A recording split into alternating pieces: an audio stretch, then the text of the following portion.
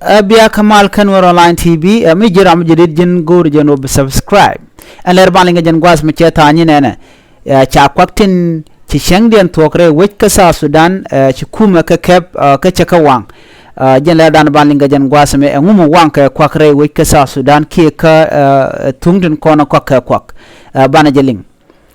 te ka lat kuma ti ci kwak tin kwak kasuk rewe kasa Sudan ka juba shikan ka gorno ba kwak tin kwak kasuk tin chinin ken chika tok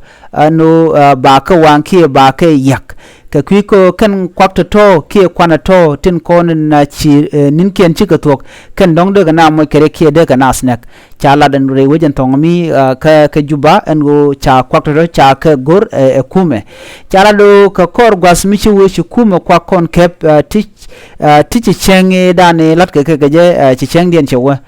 ki chi cheng dien che tok wang gwas mo chua ka wang antama cha nyok lat antama chi kume she kwak ti ko kien cha nyok le na kap kan kwak den cha kap ka cha wang kume ko cheng dien che tok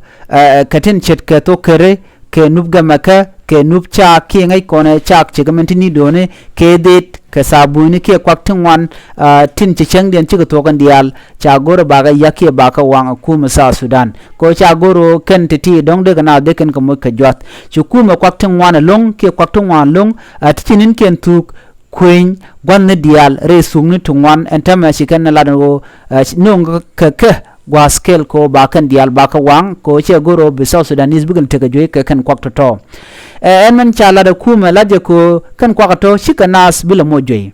kan kwan dial tin lat ka factor ni cha ka tem ka cha ka mo ka chang mu bikan je ka je ajan do ban ku kuma ko do mu chit kan mo ko lat ka je ko cha goro bete kwak mi chi chang de che tok mi betere tok en wini na mo ma chalat ka kor gwaze dan te Uganda te che kwak ka nang re wi ka South Sudan ka torbiel di de long ke shon di de kon en gwas mo me cha ko tem cha ji ko kan shon di ala to ke ti je torbiel de wan long tin la rodi na loai en gwas mo chwa torbiel to chwa kwak ken chwa ka tong rar ka chwa ka wang kum South Sudan ka chu ne de content la ji